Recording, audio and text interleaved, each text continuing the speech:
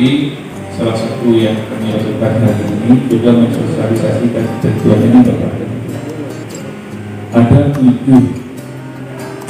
tujuh poin penting yang perlu kita sikapi yang bersumber dari KMA 719 tersebut.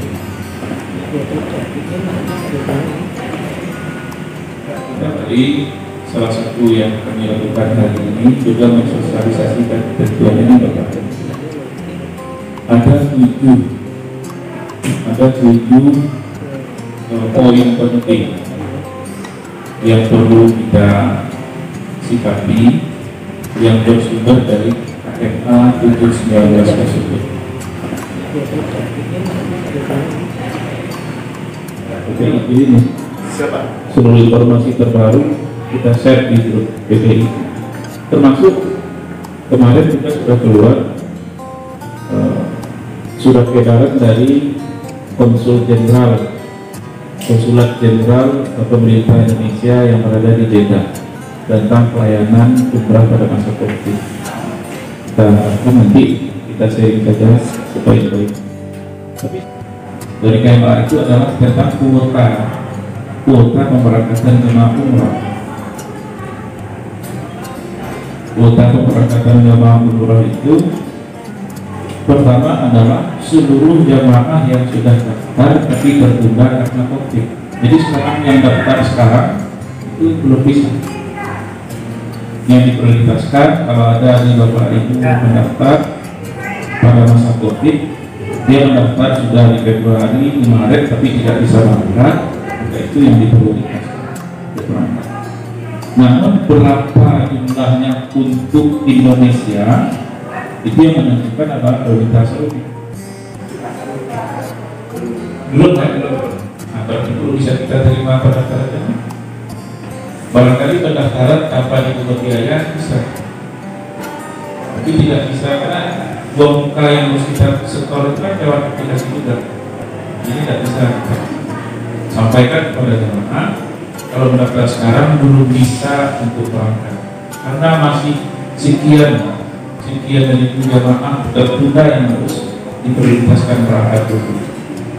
Berapa berberangkatan itu yang menentukan adalah pemerintah Saudi Arabia, bukan kita.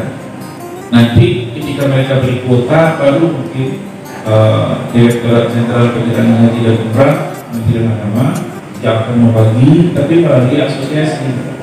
Ada asosiasi. Syarat jemaah umrah yang akan berangkat itu pertama adalah usianya 18 sampai 50 tahun. Jadi yang belum sampai usia 18 atau di atas 50 tahun bersabar dulu. Nanti akan ada barangkali solusinya. Ini kan ketentuannya untuk COVID. Pak Kasih sudah tidak boleh umrah, sudah 56 sekian. Berarti juga lebih ya. Kemudian yang kedua dari syarat jemaah itu adalah tidak memiliki penyakit penyerta. Itu yang pertama, sakit dulu, sakit jantung, paru-paru.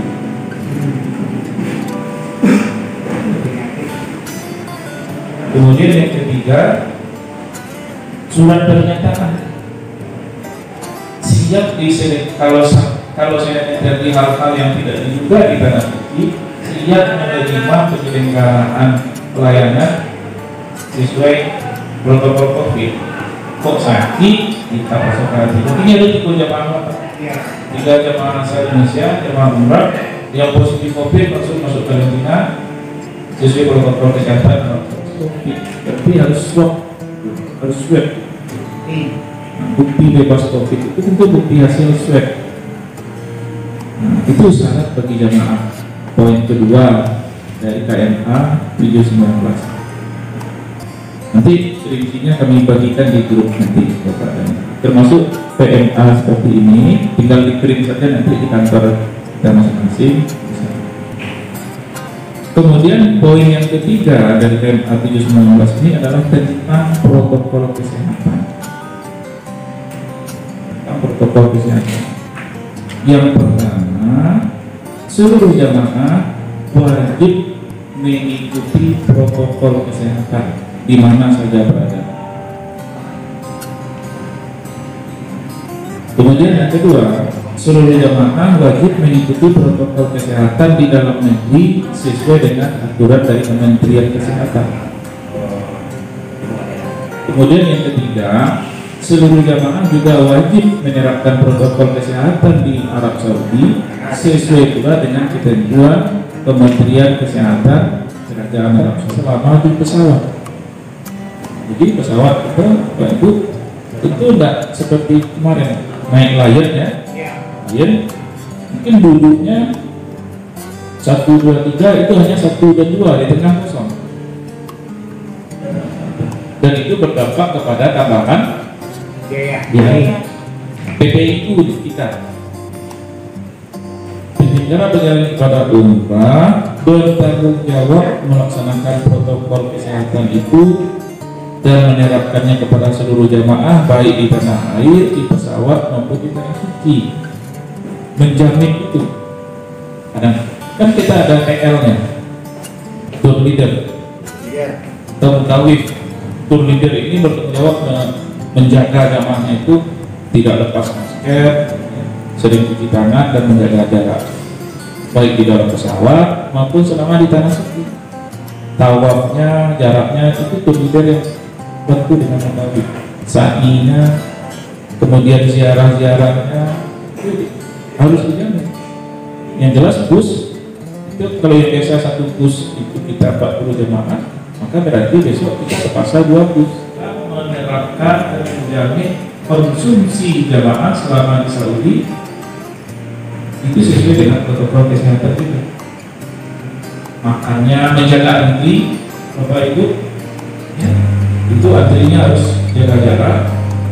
Jadi tour leader memang dituntut disiplin agar jemaah tidak berdesak-desakan, apalagi di sana Bapak Ibu ya, tentu keamanan Saudi kan melihat kita bisa jadi menunggu. Kalau seandainya ada pelanggaran, nah report kita menyelesaikan yang sangat jarang sekali, bukan sampai laporan. Ini evaluasi juga nih Pak Kasih. Kami di Kemenang tidak ragu jemaah yang sudah diberangkatkan oleh Bapak itu berapa pada kemarin? Tidak tahu kan? Kenapa kata tidak lapor? Termasuk jemaah tunda ini karena COVID. Kami juga tidak tahu posisi selatan berapa jemaah yang akan berangkat, tapi tertunda karena COVID. Jadi itu diminta. Nah, untuk yang akan datang belum pasti disiapkan formulirnya, kita siapkan suratnya, kita kirim kepada seluruh PPIU yang ada di Selatan secara periodik. Kalau tidak akan lapor namanya menyampaikan data jamaah. Itu dikira laporan, kami kan tak anak buah bagaimana setidaknya kami butuh data. Jangan sampai besok ketimpulan masalah itu menurut kami satu. Alhamdulillah hari ini kita baru saja selesai melaksanakan rapat koordinasi dengan penyelenggara perjalanan ibadah umrah di Kabupaten Mesir Selatan. Ada beberapa hal yang kita lakukan dalam kegiatan rapat ini. Pertama adalah melakukan evaluasi baik itu tentang pelayanan jemaah umrah di 2019, sekaligus juga melakukan pendataan jemaah umrah yang tertunda berangkat ataupun batal berangkat karena pandemi COVID-19 ini. Alhamdulillah itu data-datanya sudah ada pada kita semua. Kemudian yang kedua adalah melakukan silaturahim dengan para pimpinan maupun pengelola PPIU Kabupaten Pesisir Selatan. Kita mengharapkan setelah silaturahim ini akan ada forum yang bisa menjadi komunitas PPIU Pesisir Selatan dalam rangka peningkatan kualitas pelayanan kepada jamaah dan sharing berbagai hal termasuk regulasi, strategi pelaksanaan kegiatan pembinaan kepada jamaah dan lain-lain yang kita rasa perlu di dalam komunitas tersebut. Dan yang ketiga, kita juga baru selesai melakukan sosialisasi keputusan Menteri Agama nomor 719 tahun 2020 tentang pedoman penyelenggaraan perjalanan ibadah haji dan umrah pada masa pandemi coronavirus disease 19 tahun ini. Ada poin-poin tertentu yang menjadi kewajiban daripada PPIU dan pemerintah melalui Kementerian Agama, baik bidang kuota, syarat jamaah, pembiayaan yang dimuncul karena pandemi, akomodasi dan konsumsi jamaah, termasuk kegiatan dan ketentuan lain yang termaktub di dalam KMA 719 ini.